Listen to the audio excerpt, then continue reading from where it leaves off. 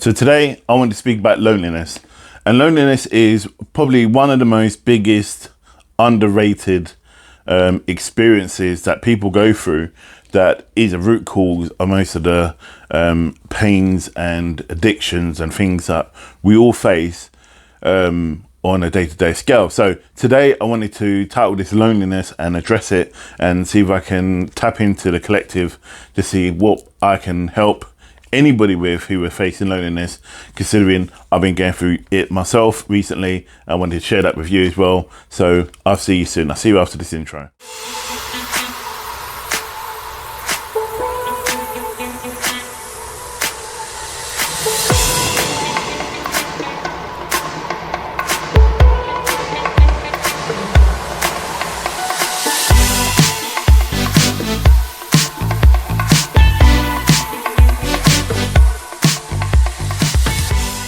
So welcome back. My name's Jay. I'm from Karnak Holistics, where we learn together and we grow together in the sight of God. So today I'm going to try and keep it as clear and concise and as joke-free as possible, because this is a subject which I feel is underrated, and I see a lot of it when I do my work in the community, especially with people with mental health. I see a lot of it when I do a lot of addiction work, and I see a lot of it when I do my readings and my coaching.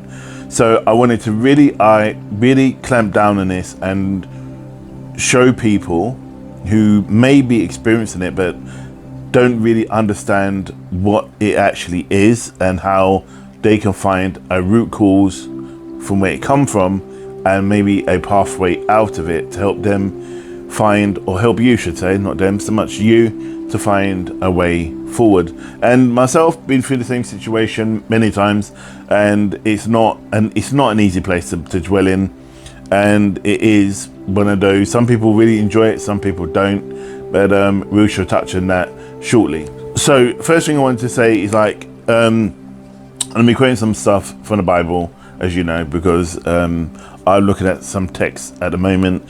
I'm doing a lot of Psalm work, I'm doing a lot of Bible work. I'm also looked a lot of the text from the Dharma, which is Buddhist. So in the next couple weeks, when I'm doing other videos apart from the Psalm videos that I'm creating, this video is from the collective. This isn't from me. This is what they wanted to put out there. They wanted me to kind of say about my home. I don't know why, but I just wanted to say that after my split, I really wanted to get the balance back in the house. And one big thing, what was important to me, especially from the collective, was that we created not just a home, but somewhere for people to feel safe in, and somewhere for them to come to feel in some way healed, and just not them coming to dump their problems, but to come when they're here just to mix or whatever, for it to just alleviate the actual pain they may be feeling. So whether I'm doing readings or we're just doing a gathering, which we're beginning to start doing, I didn't know what to title this, so it was really weird. What happened was I was meditating, and then I just heard, it was the voice of God in my spirit say to me, I'm really proud of you that you created my temple.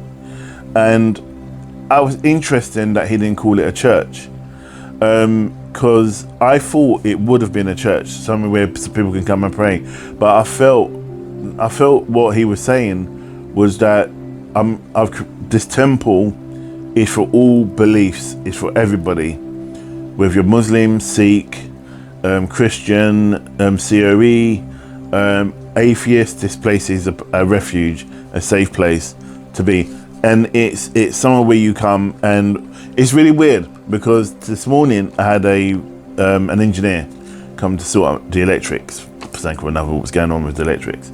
And when he came in the front door, he came into the hallway, and obviously most people take the shoes off anyway. He came in and he removes his shoes straight away. Never had no engineer or anybody do that before. And I goes, why did you take your shoes off? He goes, it feels like a place of worship in there. And I was like, he goes, does it really? He said to me, yeah. He goes, I don't know why, but it just does. Maybe the Buddha picture I see on the wall, but it feels like I have to be really humble and treat this place with respect. And he's some white dude.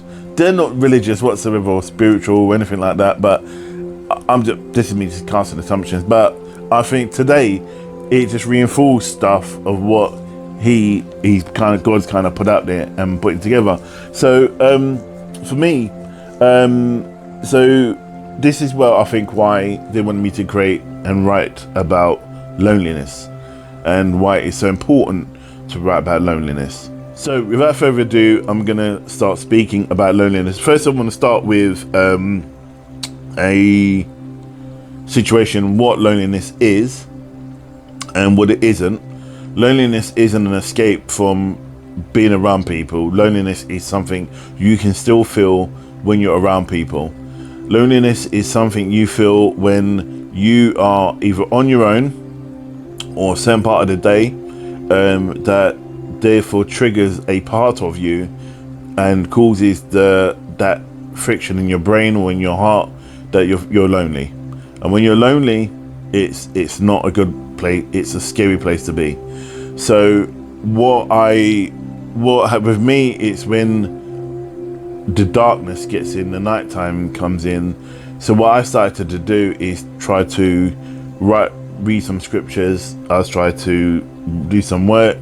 I try to meditate, and I'm not pulling in on people.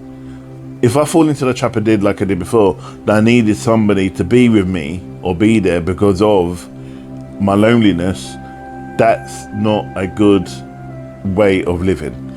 So, and if anyone else is in that situation where they felt that they just wanted someone to live with or be with because they're lonely, that is just in most things I've seen, it just ends in tears. So this goes back to what I've always said. Try and find the strength in you. Try and find your journey. Try and find out who you are. Try and find out your place in your own existence, where you are placed in this world, where you are placed in other people's worlds.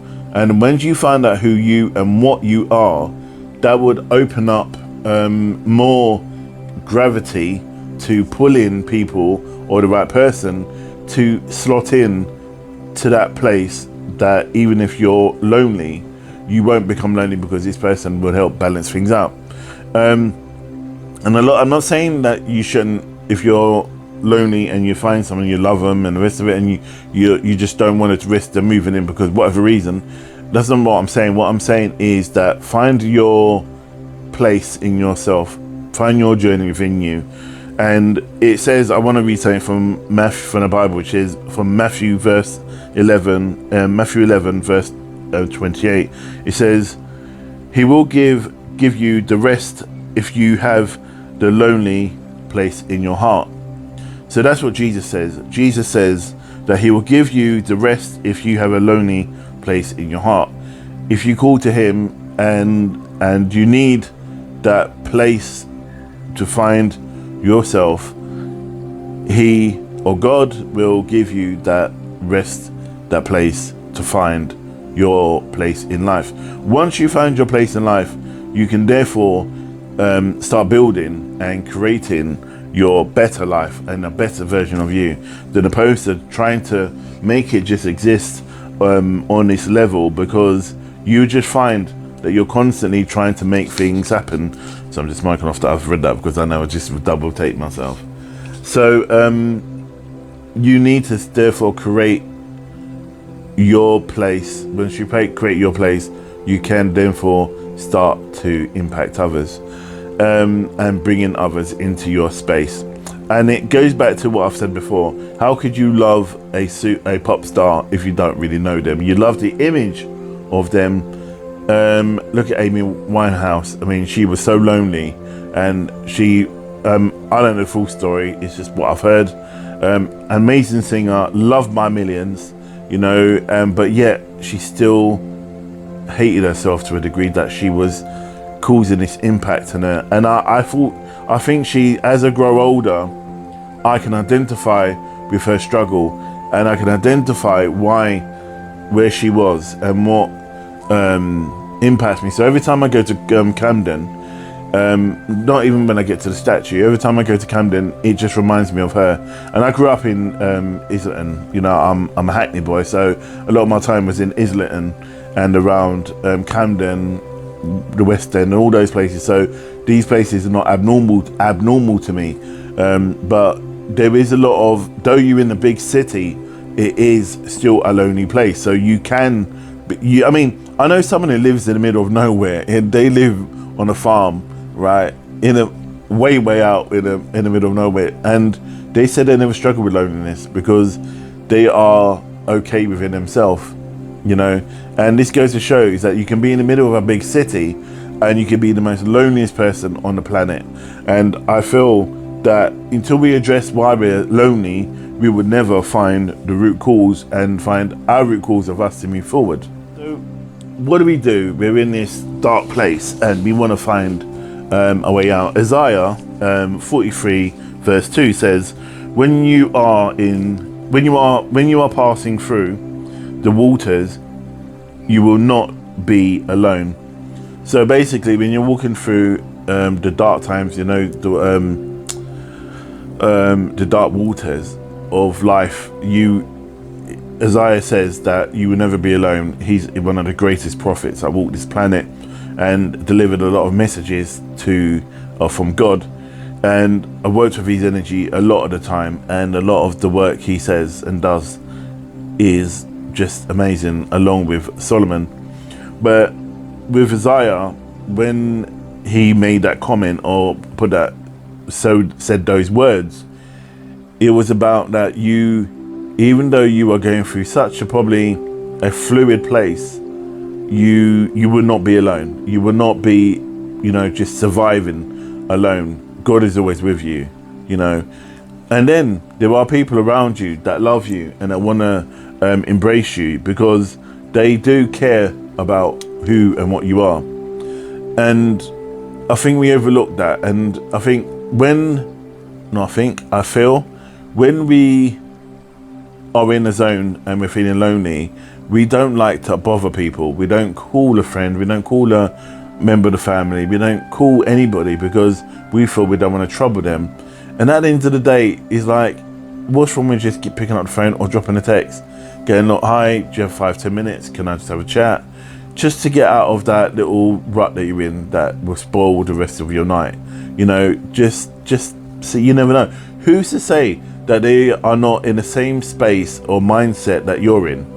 And if you are in that mindset and someone comes to mind that is not someone you normally talk to, it's probably 8% out of 10 that they are probably in that mindset or going through that mindset or been through that mindset.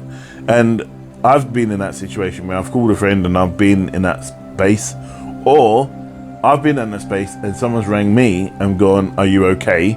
Or text me, are you okay? And go, well, not really. That's where you have to be open and honest. And then they say, well, I had a feeling that you were feeling a bit this whatever. And then I was like, yeah. And I go, oh, and I said, why? Because it goes, I was feeling the same.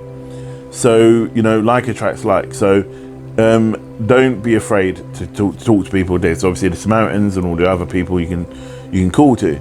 So, but don't isolate yourself just because you feel you're going to talk to people and they're going to think that you're a nuisance or they don't want to hear your business, because, you know, that's where addictions happen, you know, and we hit the bottle, we start smoking more, we take drugs, you know, we do crime, we do all that stuff because loneliness, because there is a void in our life somewhere. And until we find that void and recognize it and deal with it, that void is always going to be plaguing us over the time. So we need to address it and deal with it.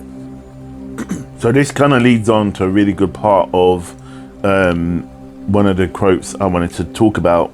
And it says in Psalm 17:15 that as for me, I will see the face in righteousness. I shall be satisfied when I am awakened. in your likeness. So basically, I said that a lot, don't I? Basically, that people will recognize you in that face of righteousness. The righteousness will recognize other righteous people, and when the other righteous people are not feeling right, they will therefore step forward and help them. So don't feel that you need to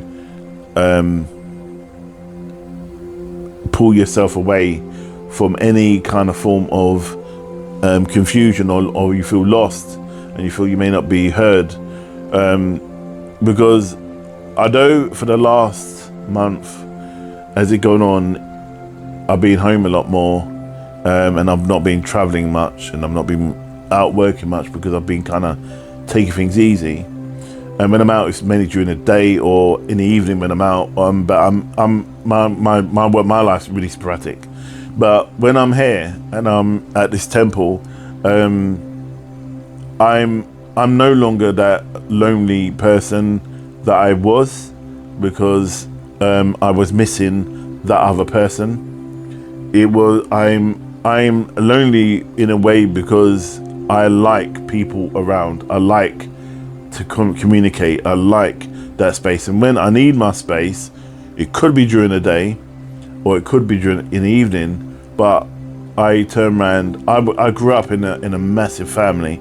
I moved from a massive family, and then I moved in and had a kind of big family, so I had 2 kids, and then I was on my own for 5 years, but I was out a lot and doing bits and pieces. So I've got used to now being in this space, and everyone keeps saying, oh, don't just go with just anybody for the sake of going with somebody.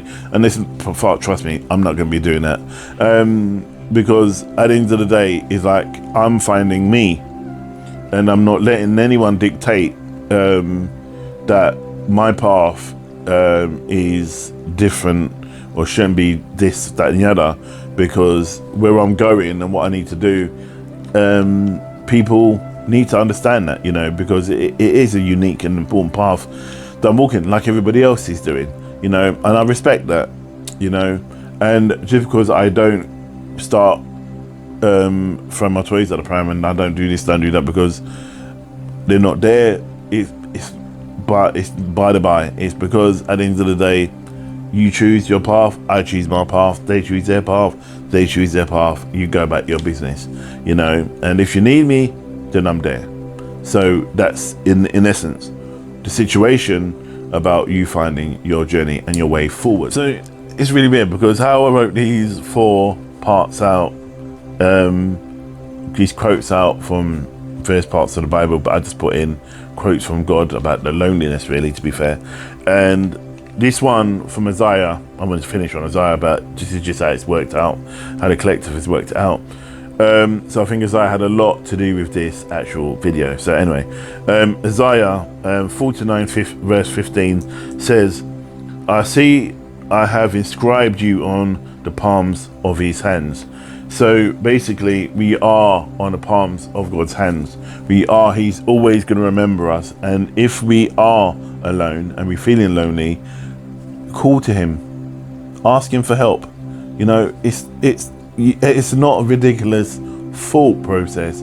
Call to him. He's there. He wants you to call to him. And it's like, I can't believe the amount of people that don't. And it's weird. And the reason why I'm saying this is because I was doing the same, and I felt, and this is my own admission, that when you go to me, if you have a problem or a commandment you need to do or an action you need to do, you never gone to him when you're feeling abandoned. You go to him when someone's done you wrong, and then you're abandoned, and you go and cry to him, or you need his help or whatever. But we don't go to him when we're lonely and feeling abandoned. Do you know the difference? Because we go to him when the reasons happen for us to result and be in that space, instead of when something just happens humanly, because this is a human thought, a human emotion, and we're lonely. It's okay to go to him and say, Lord Father, I feel lonely, I feel lost, and please be with me today. I don't want to be on my own. And you'd be surprised what he sends you. You'd be surprised. Try it. Don't be alone, and don't be alone and then think he bought you a bottle of rum. That's not how he works, right? Because that's not the case. Or you go to, and I don't want to get any messages saying that I called to God and then an advert come up for cigarettes or an advert come up for drink and whatever. That's not how he works. It may be inspired action for you to go on a journey there, and you may bump into somebody, but be smart about it, you know, because he's not going to intoxicate your body and destroy his temple, which is you. He would want you to therefore be mindful and be aware that what you're seeing and who you're being with.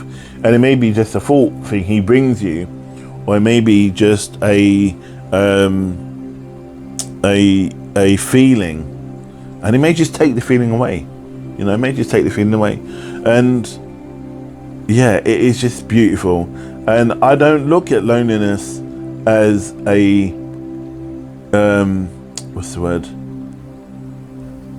as a punishment. I think that's the best way to explain it, as a kind of like isolation or a dread. I think that's the word I'm looking for. I don't look at loneliness as a dread. I look at loneliness as a place of teaching now. I look at loneliness as like fear. Fear is a place of teaching, because what we fear is what we can overcome. Loneliness, we find out where the loneliness comes from, we can overcome it. So embrace loneliness as if you was embracing happiness, because it's the opposite side of happiness. And I want to really, really, really emphasize this. And I hear people say, you know what, do as you preach. And I do as I preach, because it's just, because I'm sing a dance about it. I do, you know, and people giving me advice and so on, and I do take it and I do listen, and it's amazing. I have a lovely people around me, surrounded by love, amazingly. But within that, I do get lonely. You know, I do get lonely even when there's people around me and here. I still get lonely. I still go into that mindset and that emotional state of I'm lonely, you know. And then you start looking at, am I worthy? Why me? And all this stuff. And I just cut that out. I just go, what are you talking about, Jay? Crack on. So I'm going to end it there. If you got any comments you want, obviously, to discuss stuff, leave it in the comments. Please like, share, and subscribe as always. But most of all, obviously, I know this video has been probably a bit heavy. But I wanted to get this out there and open. And if anyone comes across it, you know someone who's lonely, please send this to them. You know, just, you know, social media, just bang it over to them. And I'm hoping there may be some content in there that could help them or get them to trigger something there. So most of all, look after yourself, stay safe, and look after others. But most of all, take care of yourself. And namaste. God bless.